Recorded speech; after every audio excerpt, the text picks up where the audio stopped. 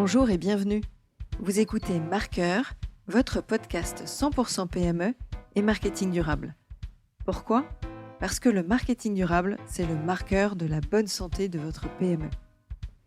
Je m'appelle Diane Cantan et je vous propose de vous évader dans cet épisode avec un invité où nous évoquerons sa vision du marketing durable et sa vision de l'avenir des entreprises liées aux enjeux RSE.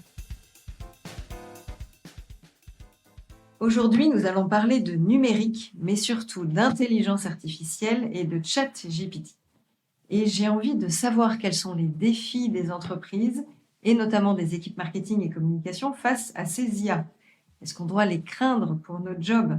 Au contraire, se précipiter de prendre les abonnements pour gagner du temps sur des tâches chronophages ? Et si oui, lesquelles ? Quelles sont les conséquences sur le numérique responsable et les émissions de gaz à effet de serre supplémentaires générées ? Plein de questions que je me pose sur le sujet. Et pour y répondre, j'ai fait appel à Kevin Niel, qui a écrit un livre récemment sur ChatGPT 4. Bonjour Kevin. Salut Diane. Comment ça va ? Ça va, merci et toi ? Ok. Comme les auditeurs ne te connaissent pas, je te laisse te présenter. Ouais. Eh ben écoute, donc je m'appelle Kevin Niel, moi j'ai 30 ans. Je suis tombé dans l'ordinateur, fils unique, et puis un ordinateur à la maison qui n'était pas assez puissant pour faire du jeu vidéo, donc forcément je me suis retrouvé à faire du code, des sites internet, etc. Je suis resté là-dedans, j'ai fait mes études là-dedans, et aujourd'hui je fais de la formation essentiellement d'ailleurs là-dedans, dans l'informatique, sur des écoles supérieures. Et parmi cette formation, forcément, il doit m'intéresser à toutes les nouveautés. Donc, nouveautés, que ça soit blockchain, que ça soit crypto, ou que ça soit intelligence artificielle notamment, et ChatGPT, Midjourney, et tous les grands noms aujourd'hui qui commencent à sortir, quoi. Alors justement, on en entend de plus en plus parler. Pour ceux dont c'est pas le métier et le quotidien, est-ce que tu peux nous faire un rapide panorama de l'ensemble des IA, ou en tout cas celles qu'une entreprise peut être amenée à utiliser ? Alors avant ça, je vais peut-être expliquer les différents niveaux qu'il y a dans l'IA. Vas-y. En fait, l'IA, c'est un terme assez générique qui peut vraiment porter à confusion. C'est-à-dire qu'on distingue aujourd'hui 5 niveaux différents d'intelligence artificielle. Les 2 premiers niveaux consistent en de l'étude de données assez simple qu'on peut faire sans machine, qu'on faisait déjà à l'époque, les premiers mathématiciens avant JC, etc., faisaient déjà ça. Le niveau 3, c'est de l'analyse, ce qu'on appelle de l'analyse prédictive. Donc ça, c'est ce qu'on a commencé à faire au début de la météo, notamment. C'est grâce à ça qu'on avait donc la météo à la radio ou sur la télé, pour ceux qui ont connu l'ORTF. Et ensuite, le niveau 4, c'est le niveau dans lequel on rentre aujourd'hui.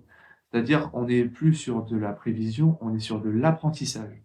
Donc en fait, ce sont des algorithmes mathématiques auxquels on va donner des données justement à l'entrée, et on va leur dire, pour chaque donnée qu'on leur donne, on va lui dire, écoute, ça c'est bon ou ça c'est pas bon, par exemple.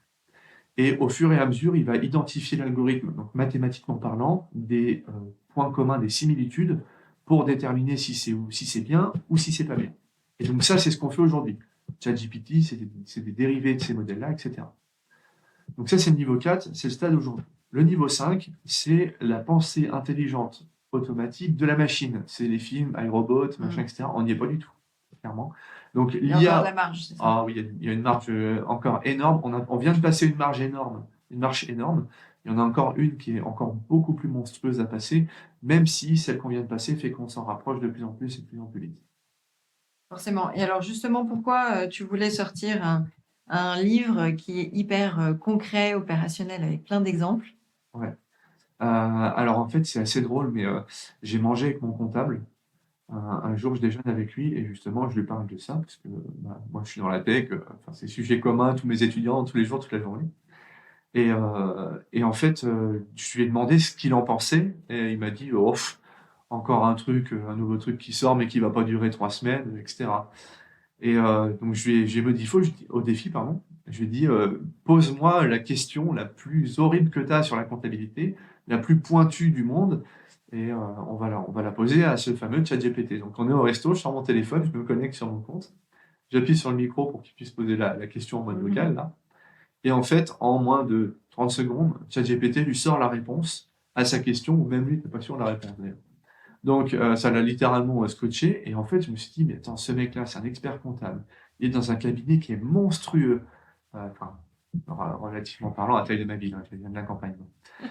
Et donc, je me dis, ce mec-là n'a pas entendu, enfin, il a entendu parler, mais il n'a jamais testé cet outil-là qui est majestueusement puissant, en fait, et qui pourrait lui faire gagner un temps, mais considérable sur un nombre de tâches incroyable. Surtout dans la compta, c'est redondant, c'est voilà. Et je me suis dit, c'est pas possible qu'il y ait des gens encore comme ça. Et donc, je me suis dit, bah tiens, je vais écrire un livre. Et le lendemain, j'ai écrit le livre. Voilà. Je me suis mis le lendemain matin, je me suis réveillé, j'ai dit, j'ai pas de rendez-vous, c'est parti. J'ai écrit le livre. Et il y avait plein d'idées, aussi bien perso, sur l'utilisation pro. Donc, c'est un peu une évidence pour toi aujourd'hui, pour des équipes market et com, de passer par ChatGPT ou par une IA. C'est pas une évidence pour moi, c'est limite une obligation. Alors, sur quelle tâche, j'imagine? Toutes. Alors, gain de temps essentiellement, c'est-à-dire que ça va être du gain de temps, ça va être potentiellement du gain de créativité, puisque c'est une boîte à idées, hein, concrètement. On lui pose une question, il vous donne une réponse qu'il invente, enfin il invente, entre guillemets, par rapport à tous les textes qu'il a eu en tant qu'apprentissage avant. Donc, comme il a eu 3 milliards, trilliards, je sais plus, enfin c'est incroyable, en nombre de données d'entrée est juste fabuleux. Donc, comme il a un nombre de données tellement important qu'aujourd'hui, c'est compliqué d'imaginer qu'il y a une chose qu'il n'a pas eu comme information avant, un mot qu'il ne connaît pas, c'est tellement peu probable que fondamentalement, il va penser avant nous à toutes les idées du monde, en fait. Et d'ailleurs, moi, je lui demande régulièrement, j'ai besoin d'idées pour quelque chose, je lui dis, fais-moi une liste de 10 machins sur tel sujet, il me sort les 10, et s'il m'en manque 3 autres parce que ou il y en a 3 que j'aime pas, je lui dis recommence, et il m'en refait 10 autres. En fait, ça fait ma boîte à idées. Alors concrètement, qu'est-ce que ça pourrait être comme action? Côté market et com, là, j'entends. Alors, market com, bon, bah, générer des idées que ce soit la market et la com, de toute façon, ça c'est éclectique, ça tient partout. En termes de production, alors marketing, je suis pas très à l'aise avec le marketing à titre perso, mais on peut générer beaucoup de choses. Alors, par exemple, ça peut générer des scripts. Je vais faire une pub à la télé, Un slogan. Un slogan, un script ou n'importe quoi, il génère tout. En termes de communication, c'est pas compliqué. Moi, il gère à 100% mon LinkedIn. J'ai 2 publications par jour. C'est 100% automatisé sur LinkedIn. Je ne touche à rien. Ça génère mes images, ça génère mes textes. Moi, je dis tel jour, je veux tel sujet, génère-moi 100 sujets, 100 idées de sujets. Il m'a fait la liste des 100 idées de sujets. Et à partir de là, tous les jours... Il a fait la rédaction, le visuel associé. La rédaction, le visuel. Moi, j'ai juste à coder un petit truc, parce que je suis développeur à la base, qui permet de poster automatiquement. Je ne m'en occupe plus. Et ça me génère tout. Est-ce que ça marche? Est-ce que ça marche? Ça marche par rapport à la manière dont moi je l'ai codé. Est-ce que je lui demande de faire? C'est-à-dire que moi, je ne m'intéresse pas sur LinkedIn, je reste sur cet exemple-là, parce que c'est ce que moi j'exploite. Je ne m'intéresse pas forcément à un nombre de clics, de vues, de machin, parce que c'est, pour moi, moi j'appelle ça du putaclic, et c'est souvent des posts qui commencent par il ne faut pas faire ça, et après il faut cliquer sur voir plus pour se rendre compte que les 70 lignes qui suivent, qui sont les seules pertinentes, décrivent complètement l'inverse. Donc c'est clairement du putaclic, tout le monde fait ça, ça ne m'intéresse pas. Mais par contre, rien n'empêche de le programmer pour ça. De lui dire, fais un post LinkedIn, commence la première phrase en disant explicitement l'inverse de tout ce que tu vas démontrer par la suite, dis-le de manière choquante et interpellante. Et il va le faire.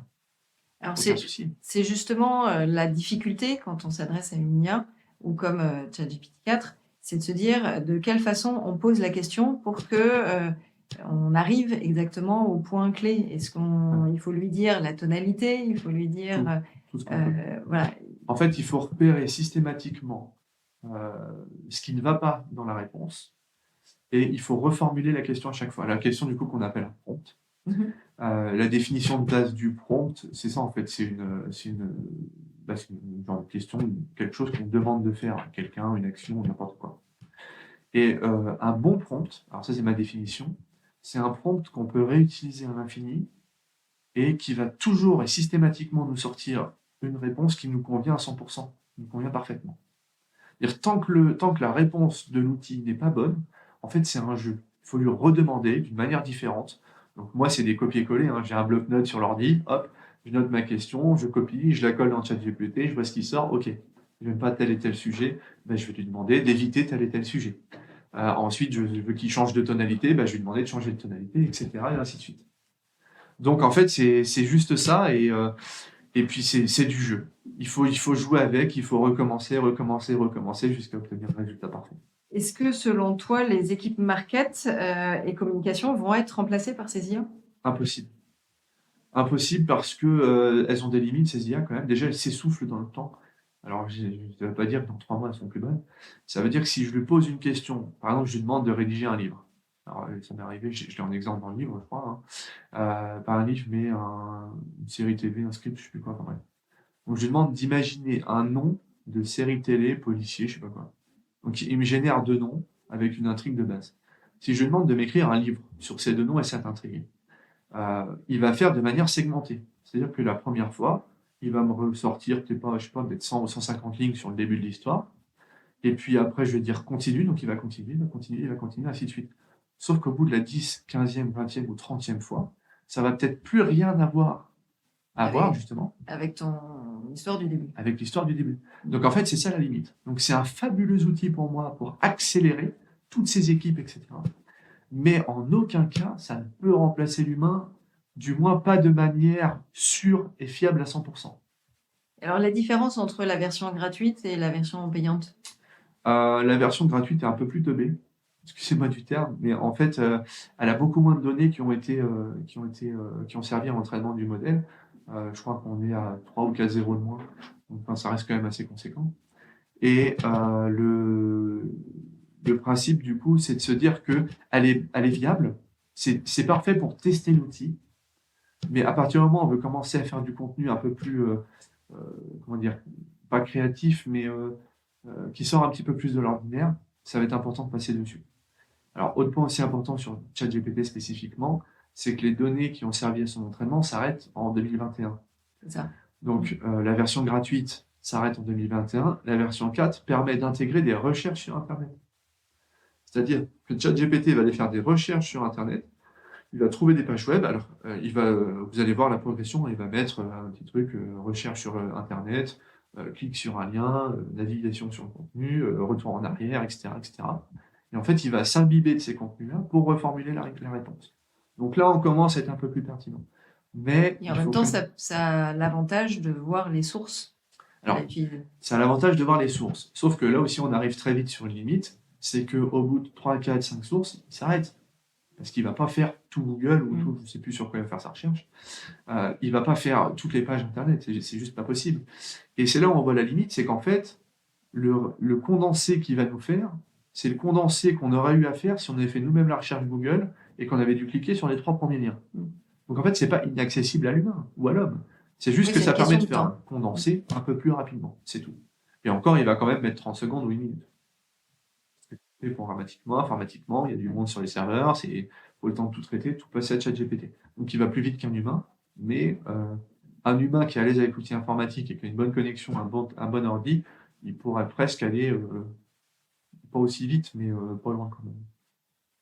À ton avis, quelles sont les compétences et les connaissances nécessaires pour les professionnels du marketing pour tirer pleinement parti de cette IA, mais là on va rentrer dans le vif du sujet de marqueur, de manière responsable? Alors, il n'y a pas de différence entre le responsable ou pas.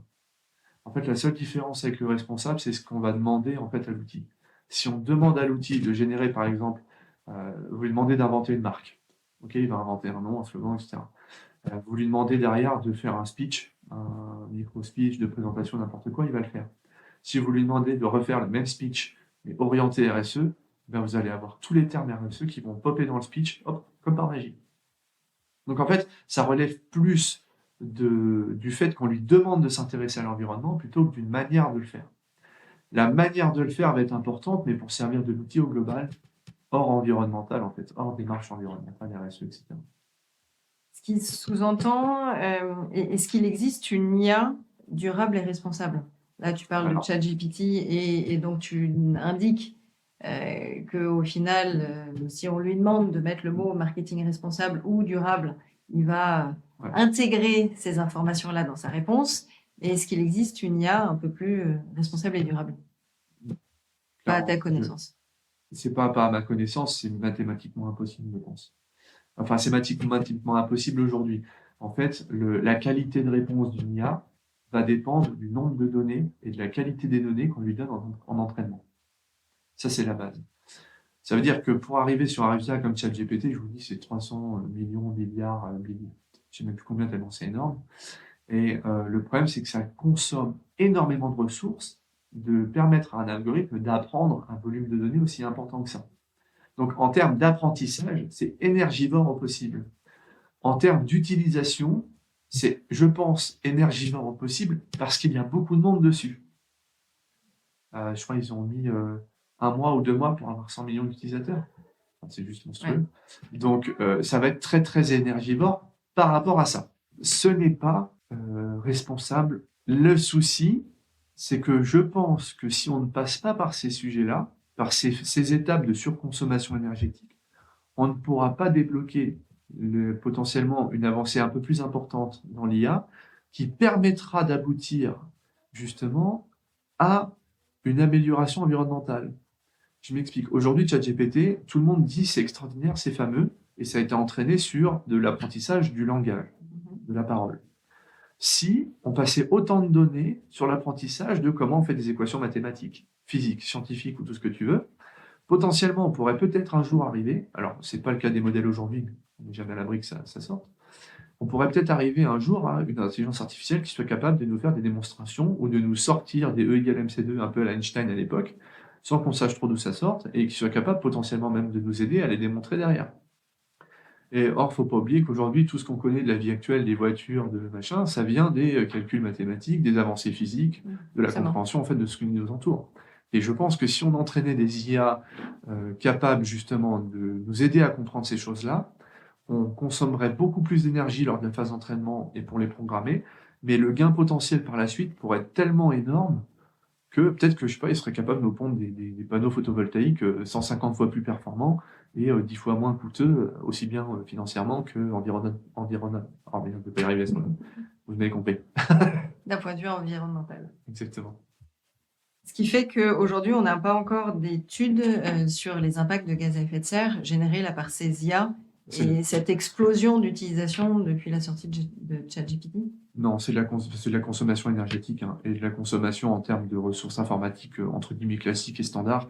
C'est-à-dire, on pourrait faire des estimations dessus, mais elles seraient quoi qu'il arrive biaisées et ça resterait que des estimations. Alors, c'est un bon indicateur, mais ça reste pas non plus fiable à 100%. Ok. Est-ce qu'il y a des défis éthiques et sociaux auxquels les professionnels du marketing sont confrontés lorsqu'ils intègrent l'IA dans leur pratique? Oui, forcément. Je pense que ça dépend de l'entreprise dans laquelle on bosse. Quelle est la vision de la boîte? Est-ce qu'on est plus centré sur l'humain? Est-ce qu'on est plus centré sur la rentabilité? Qu'est-ce qu'on met en avant? Donc là, clairement, ça va dépendre de ça. Après, une entreprise mal intentionnée pourrait complètement remplacer des gens par l'IA en se disant, bon, le résultat ne sera pas à 100% parfait, mais ça me coûte tellement moins cher que je m'en fous. Et auquel cas, ben, on va le mettre en place. D'autres entreprises ne le feront pas. C'est assez délicat comme question. Après, en termes de réalisation market-com, vous faites une pub qui a été générée par l'IA. Est-ce qu'il faut le dire ou pas? Qu'est-ce que ça change? Est-ce que ça change quelque chose? D'un point de vue éthique et transparence. Ouais, qu'est-ce que ça change? C'est au lieu de mettre le nom de l'agence de com, on met agence ChatGPT ou agence Midjourney. Bah, en interne, et c'est pas des agences. C'est des outils qui sont open source avec les contenus, les droits d'auteur qui sont cédés intégralement du fait de l'utilisation et du paiement de leur utilisation. Oui, mais ce qui signifie qu'une équipe marketing peut avoir le même prompt que l'entreprise concurrente et poser la même question et on aboutira à la même marque, slogan, pub. C'est ça le risque. Bah, c'est le même risque que quand on est humain en fait. Moi, je suis capable d'avoir la même idée en même temps. On peut avoir la même idée, on peut générer presque le même texte en même temps à l'autre bout de la planète sans se rendre compte. Parce qu'on est sur le même sujet, on pense peut-être de la même manière. Bon, c'est assez rare, mais ça peut quand même arriver. Et même à quelques mots près, on peut tomber sur la même chose qui pourrait être sortie au final d'un même prompt, te dire. Donc en fait, pour moi, c'est pas le fond du problème, c'est un problème délocalisé, ça. On délocalise le problème sur l'IA sous prétexte que c'est généré par l'IA, mais in fine, si demain McDo et Burger King commencent à dire eh ben, on va faire la même com, qu'est-ce qui les en empêche? Rien. Donc après, c'est aux agences de faire attention à ce qui leur entoure, la concurrence, et de réadapter leur prompt par rapport aux idéaux que eux veulent défendre et que eux veulent mettre en avant. Et je pense au contraire d'ailleurs que ça peut aider justement à améliorer l'apprentissage et l'utilisation de l'intelligence artificielle. Parce que ça force à avoir des prompts qui soient de plus en plus précis, et donc ça force à se découvrir de plus en plus soi-même. Alors peut-être pas sur McDo, BK, ils se connaissent déjà, mais pour des plus petites boîtes qui se connaissent pas forcément encore, qui n'ont pas forcément de ligne directrice hyper claire, ça peut permettre de les définir, justement. Donc, il y a un vrai rôle d'aide ou d'accompagnement stratégie marketing? Ouais, quand même. Il faut pas prendre ça avec des pincettes, il faut le faire de manière structurée, de manière intelligente, et il faut pas le faire n'importe comment, clairement. Il faut pas le faire n'importe comment, et c'est-à-dire il faut commencer. Je pense qu'une entreprise qui voudrait se lancer là-dedans aurait intérêt, ou un service RSE quelconque, hein, aurait intérêt à mettre une personne dessus pendant 3, 4, 5 jours à 100%, sans distraction autour, avec plusieurs sujets, en mode fais des tests, essaye-toi, regarde ce que ça peut donner, et à faire ça peut-être à 2, 3, 4, 5 personnes différentes dans la société, sans qu'ils se consultent, bien évidemment, de manière complètement autonome à chaque fois, de telle sorte à ce qu'en fait, ils puissent prendre l'outil en main et se rendre compte des capacités, quoi. Parce qu'au final, aujourd'hui, la vraie problématique reste ça, c'est la prise de conscience des capacités, de tout ce qu'on peut faire avec ces outils-là. Et encore une fois, peu importe le secteur. Et c'est d'autant plus vrai dans le RSE, dans le marketing éco-responsable. C'est là où on peut se dire le temps d'un collaborateur, c'est de l'argent, et donc le temps qu'il va y gagner peut l'aider et Exactement. l'aiguiller sur d'autres Ah bah alors. tâches ou à valeur Ah bah. ajoutée plus intéressante. Complètement. Et en termes de coût d'abonnement sur la version la plus à jour, parce qu'on a compris que la version gratuite, Alors. elle est assez limitée. Alors, la version la plus à jour, ChatGPT, c'est OpenAI, une boîte du coup américaine, qui a sorti ça. On est à, je crois que c'est moins de 20 balles par mois. Je sais même plus combien je paye. Mais et puis tellement c'est rapidement amorti, je trouve, en termes de gain de temps et de tranquillité d'esprit. C'est moins de 20 € par mois, donc c'est vraiment pas grand-chose. Et en termes d'impact RSE au sein d'une société, je trouve ça juste énorme. Puisque combien de fois il y a des supérieurs qui ont été tapés sur les doigts de personnel parce que tu as fait des fautes dans tes mails, tu as fait machin et tout. Là, vous demandez à ChatGPT, c'est des maths qui est derrière. Il ne peut pas faire des fautes, c'est mathématique. Donc, quelqu'un qui a des difficultés en orthographe ou un community manager, avant de répondre à sa communauté ou avant d'écrire un post, au-delà de lui confier l'écriture totale du post, c'est de pouvoir se dire, tiens, j'ai écrit le texte, dis-moi s'il y a des fautes de français et corrige-moi l'orthographe et la grammaire. Exactement, on reformule de manière plus professionnelle. Terminé, copier-coller, fini, on n'en parle plus. C'est juste majestueux. Bon, je devrais pas le dire, c'est pas grave. Normalement, c'était écrit sur la dernière page de mon livre. Mais mon livre a à 100% été écrit par ChatGPT. Après, c'est à toi qui as pensé au sommaire, à la structure, à quelles infos demander, etc. Parce qu'il faut avoir quand même de l'imagination.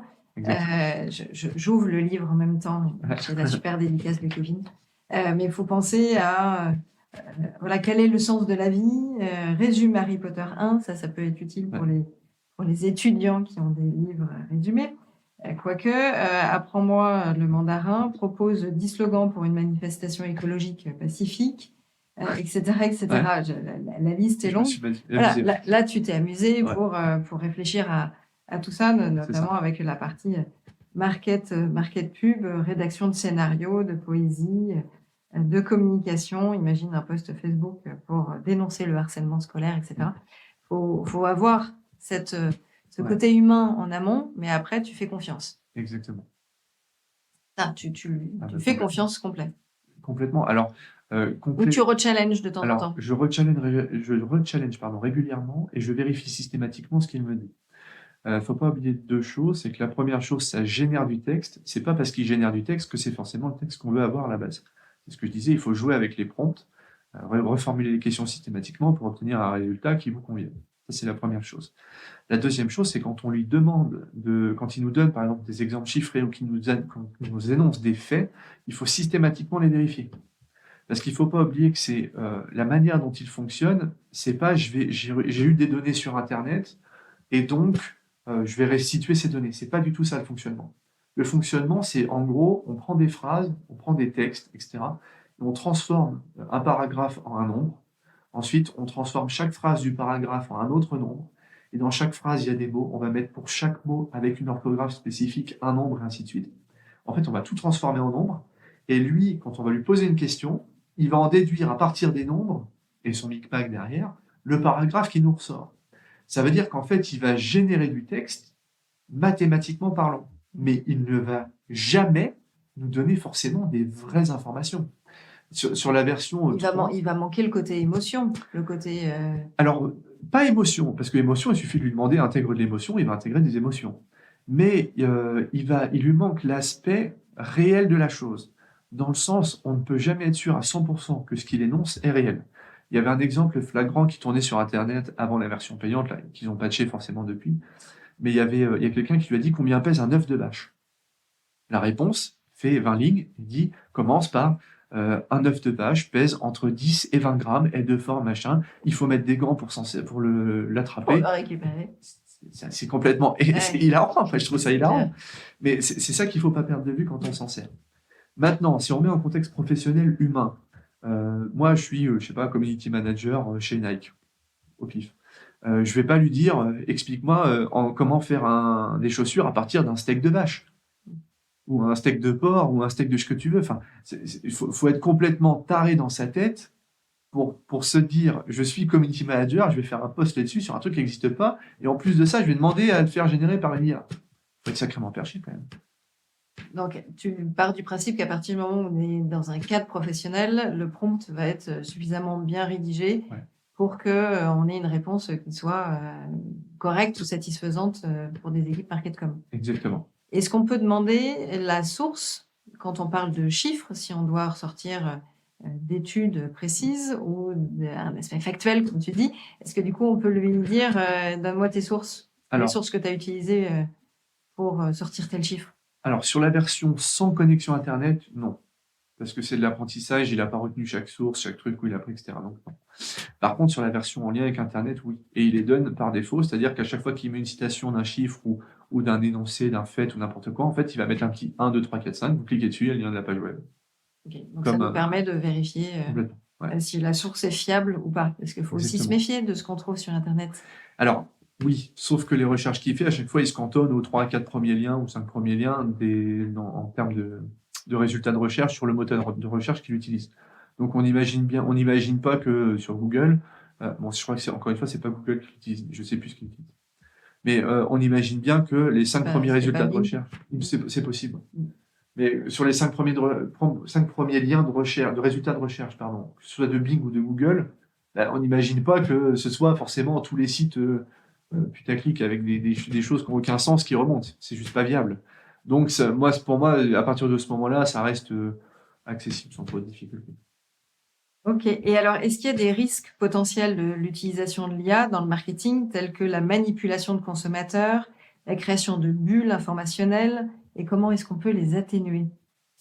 Alors, le risque est présent, il existait déjà avant l'IA, en fait. On a Cambridge Analytica avec Facebook, l'élection de Trump, tout le monde l'a encore en tête, c'est 2016, je crois, de mémoire.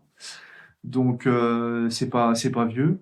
On n'avait pas d'IA à l'époque. Du moins, on n'avait pas d'IA niveau 4, comme actuellement, on n'a pas de ChatGPT, Midjourney, etc. On était au niveau 1, 2, 3 avec le modèle prédictif, etc. Enfin, bref, donc on était sur un niveau bien moindre d'efficience que ce qu'on a aujourd'hui.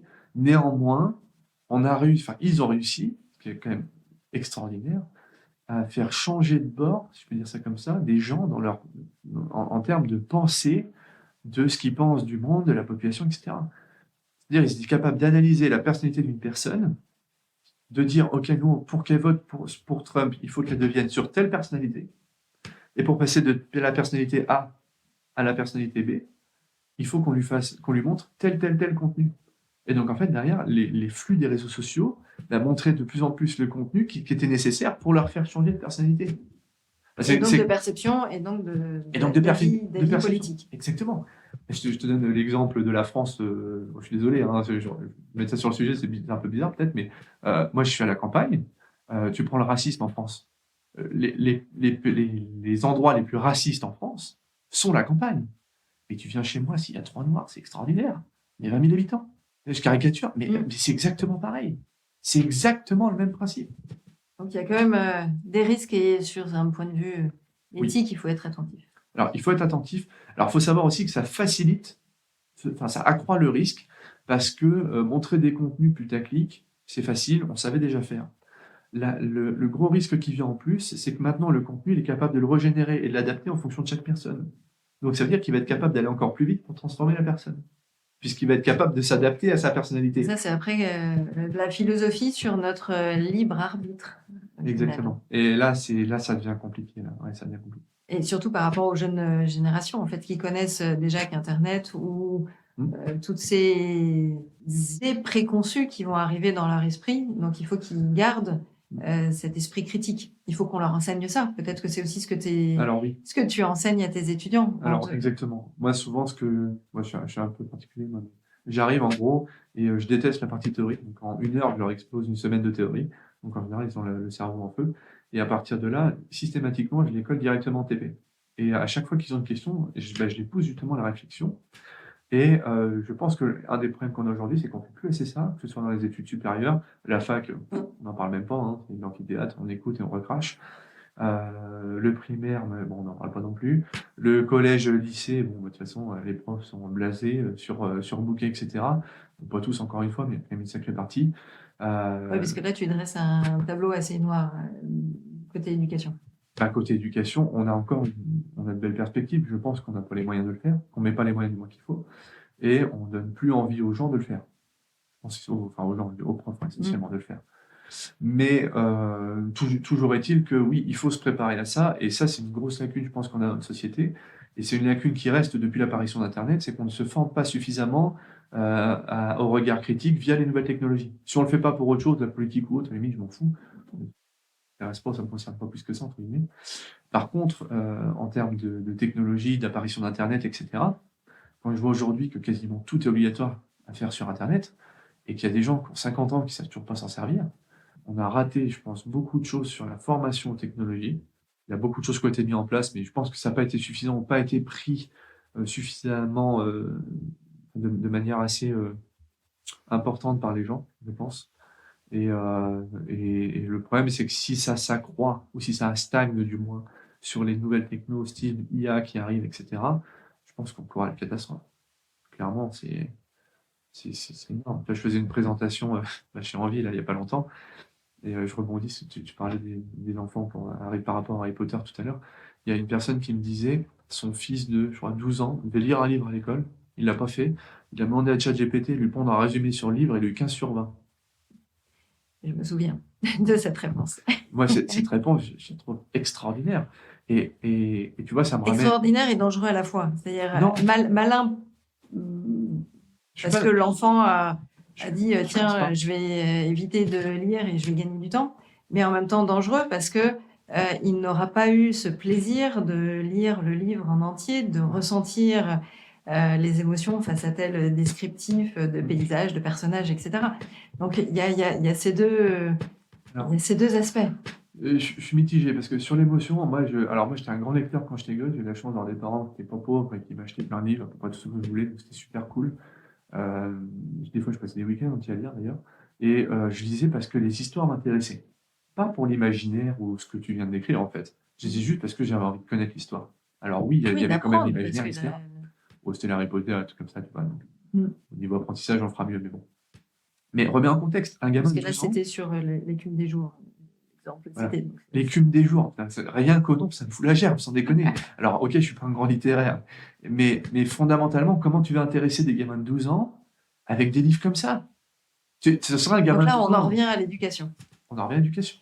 Donc, comment intégrer tout ça? Mais après, c'est aussi toute une problématique des enseignants de se dire comment j'arrive à vérifier si le rendu de la copie a été fait de façon artificielle ou pas. Mais on sort un peu du côté... ouais, on sort un peu du côté pro. Mais en 2 phrases, moi là-dessus, ce que je vois, c'est que l'éducation, quand ça a été mis en place à l'époque, les têtes pensantes de l'époque, etc., tout ce qui est aux fonctionnaires, machin, mais il y a 30 ans, on va dire, 30 ou 40 ans encore, c'était avant Internet, grosso modo, peut-être plus de 40 ans. Mais c'était des gens, en fait, qu'on mettait dans des facs et on leur foutait un nombre de connaissances incalculables dans le crâne, de telle sorte à ce que, en cas de, s'il y a tel ou tel cas de figure, eh ben, on avait plus de chances qu'il sache y répondre parce qu'il avait plus de connaissances que les autres. Le problème, c'est qu'avec l'apparition d'Internet, déjà, ça a évolué. Ça a évolué parce que, oui, il y a beaucoup de sites Internet, on peut faire ce qu'on veut, mettre plein de conneries, etc. dessus, mais c'est quand même pas la majorité, ou du moins pas ceux qui ressortent en premier quand on fait une recherche.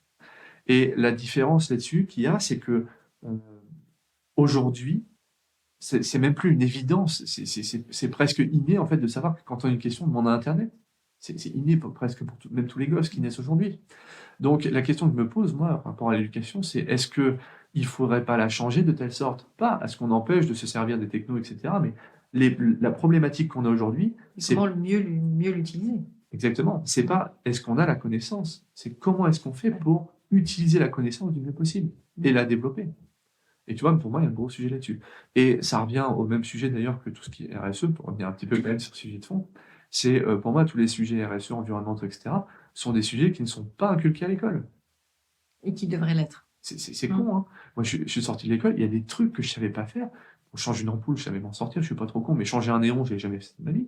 On m'a appris à faire du calcul de volts, d'ampères, de machin et tout. Pff, m'a jamais servi de ma vie. Par contre, changer un néon, la première fois que je suis arrivé devant, je suis resté 15 minutes comme un con. Oui, faut apprendre à le faire. Il manque un côté opérationnel de Je la vie. pense. Soit Voilà. apprendre avec Je pense. sa famille, Je pense. son entourage personnel, ou soit apprendre Je suis côté d'accord. éducation.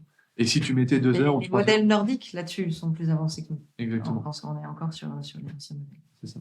Mais si tu mettais 4 heures d'apprentissage des RSE, d'écologie, d'impact environnemental, de la 6e jusqu'à la terminale, je te garantis que la prochaine génération, c'est fini, on n'a plus de soucis, hein. On n'a même plus besoin de faire de loi ou autre, ça devient ancré dans leur tête. Ça me fait penser à l'atelier d'automne que j'ai réalisé il y a quelques mois, où effectivement on avait misé sur un fonds budgétaire assez important à confier sur cette phase éducation, qui n'est pas avec un résultat court terme, évidemment, mais sur un résultat plus moyen-long terme, était bien plus efficace sur la sensibilisation de chacun autour des problématiques des dérèglements climatiques. C'est une évidence. Ouais, Moi, c'est clair. quand je vois les messages de l'État sur l'environnement, faut faire attention, machin et tout, quand je vois, je sais plus c'est qui a parlé il n'y a pas longtemps, là, enfin bref, de toute façon, ils parlent tous régulièrement de ça, mais quand je vois comment dire, toutes les pubs qu'ils font pour l'environnement, machin et tout, en fait, très sincèrement, ça me touche pas.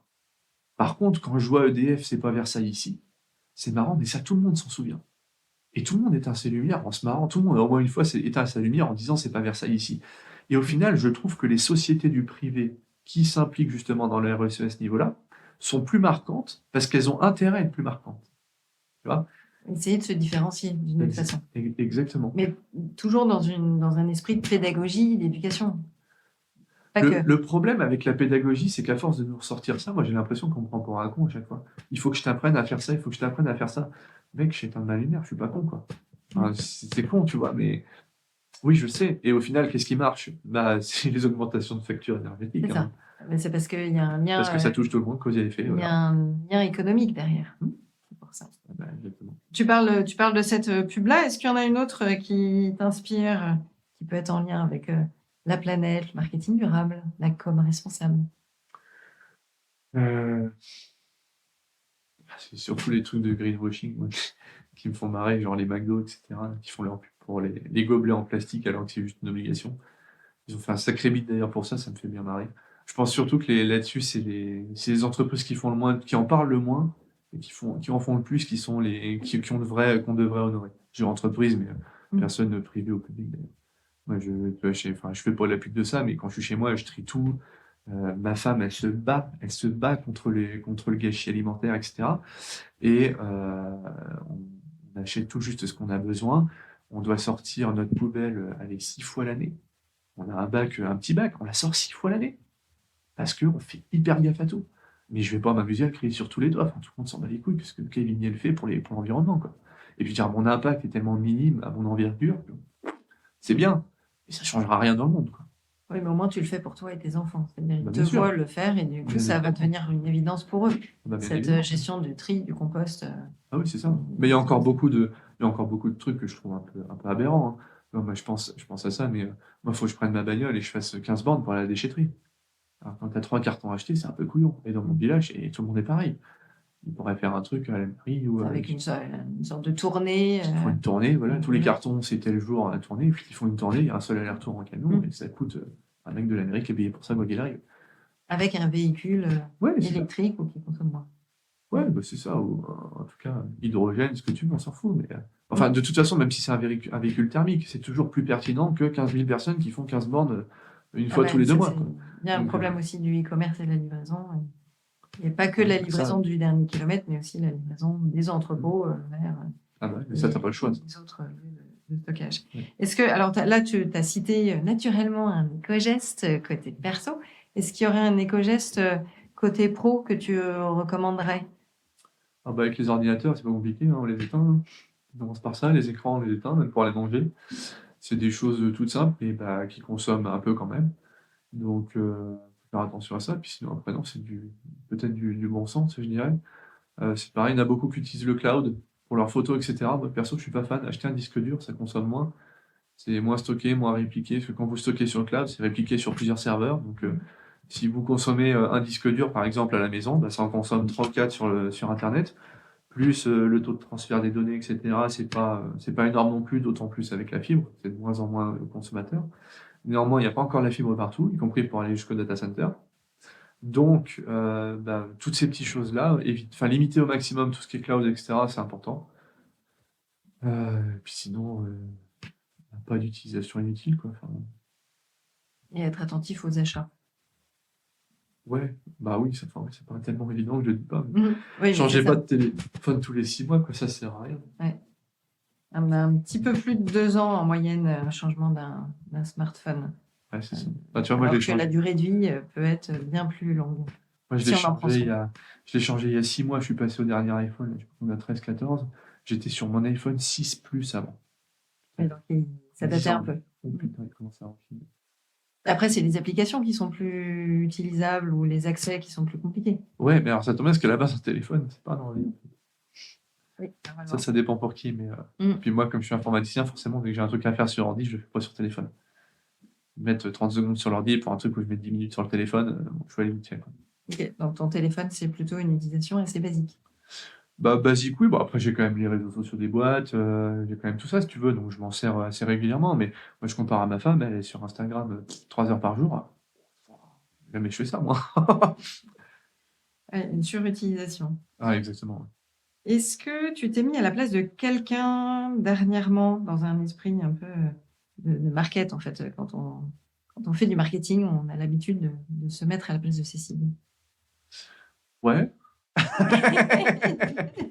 Non, oui, bah, bien sûr, bah, je le fais à chaque fois que j'ai, en fait, à chaque fois que j'ai un client, un contrat, n'importe quoi à faire, je me mets en fait, je me remets toujours en question, je me mets systématiquement, pardon, à sa place et je me dis, ok, à sa place, qu'est-ce que j'aimerais voir, qu'est-ce que j'aimerais qu'il mette en avant, qu'est-ce que j'aimerais qu'il fasse pour améliorer que ce soit sa prestation, l'impact environnemental, le RSE. Qu'est-ce que je pourrais faire, en fait, pour satisfaire mon client au-delà de ses attentes. Pour moi, c'est juste une Donc, normalité dans même un si tu fais professionnel. pas du marketing tous les jours, en fait, tu le fais naturellement. Oui, parce que pour moi, ça relève plus du savoir-vivre, du savoir-être que du marketing, en fait. Moi, à partir du moment où je suis payé pour une prestation, je me dis pas, ok, je fais la prestation, je baisse les yeux, je me barre, et puis personne, que ça plaise ou pas, je m'en fous. Non, mon but, c'est que les gens soient heureux et que ça réponde aux attentes et aux besoins. Ouais, la satisfaction client, avant tout. Exactement.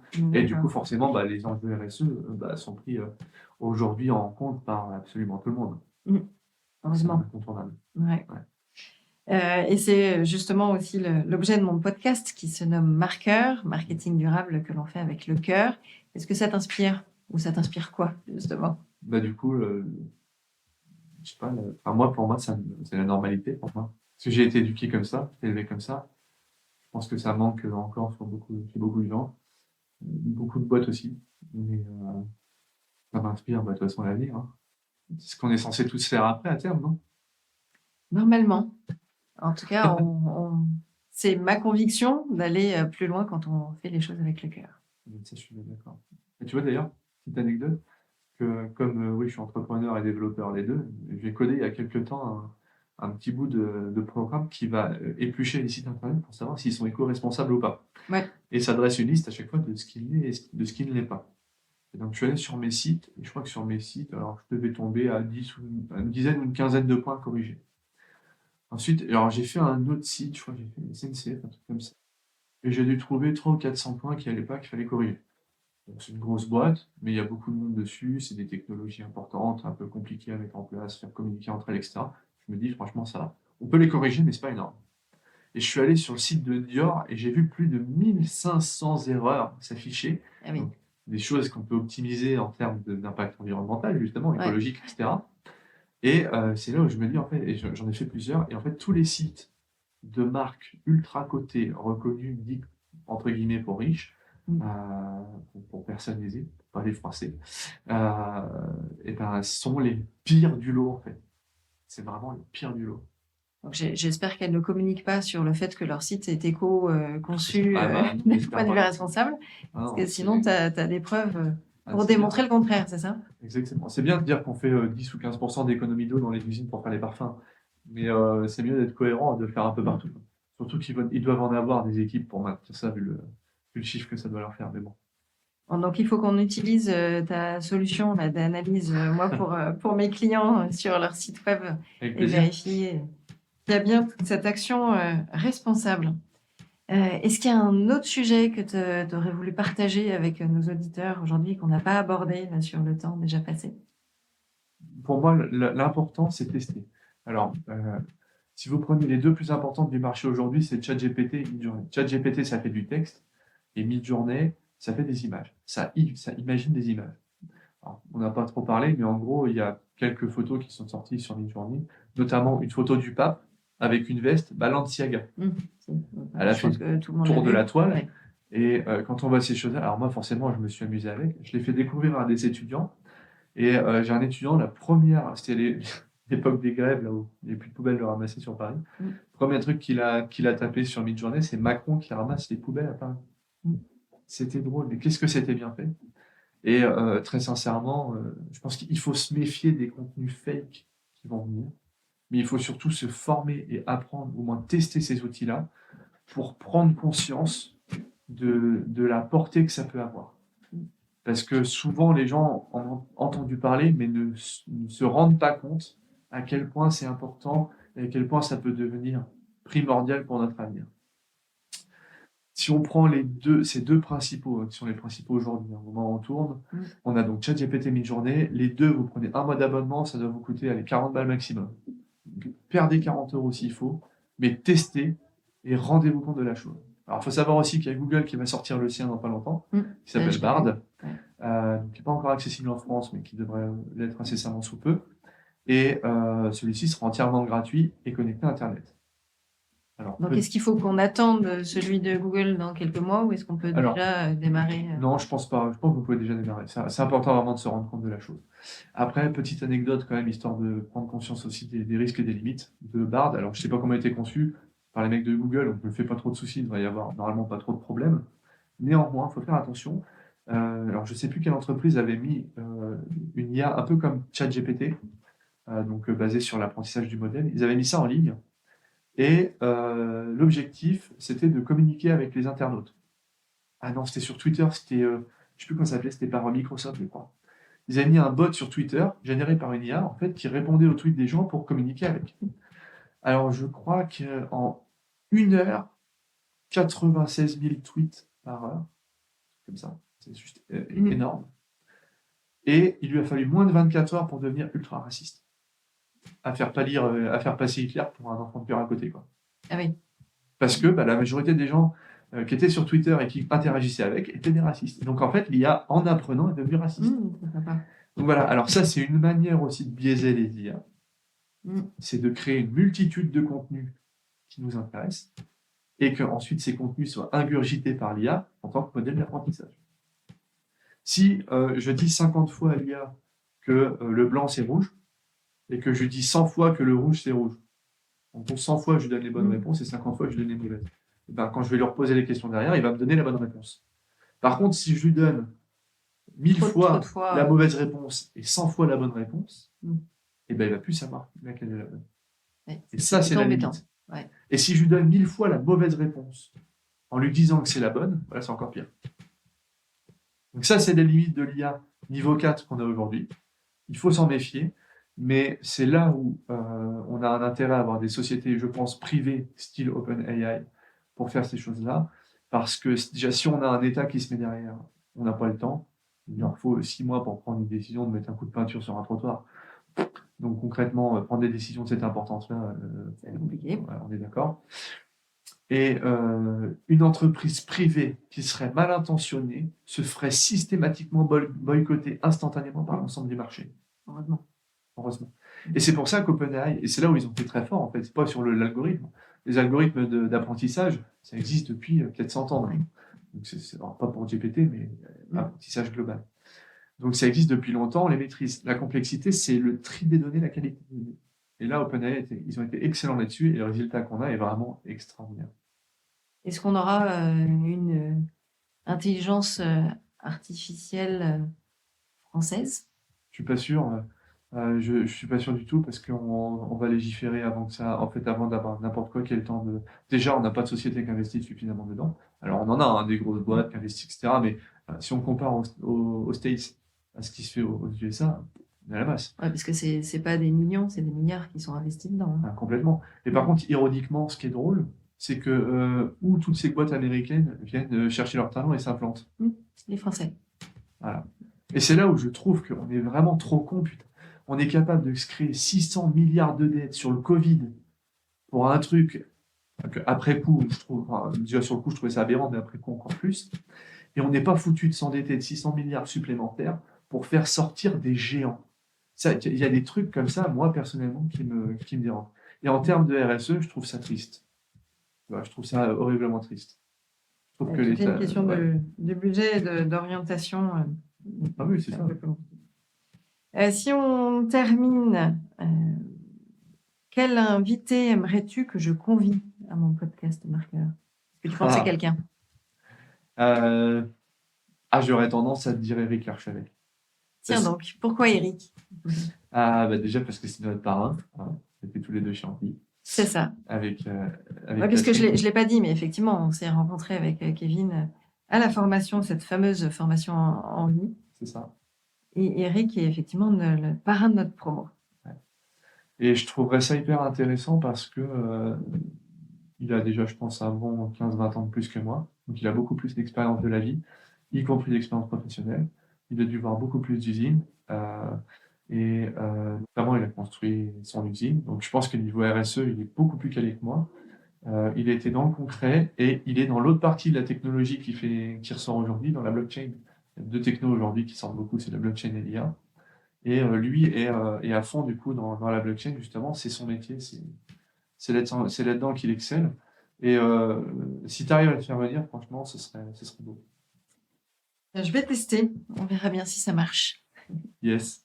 Merci beaucoup, Kevin, pour tous ces échanges-là. J'espère que nos auditeurs ont appris un peu davantage à mieux dresser la bête de ChatGPT ou ChatGPT 4. Merci beaucoup. À très bientôt. Avec grand plaisir. À bientôt. Merci d'avoir écouté ce podcast Marqueur. J'espère que les propos de mon invité vous ont inspiré. Si vous avez apprécié ces échanges, n'hésitez pas à vous abonner à Marqueur et à liker l'épisode. À très vite.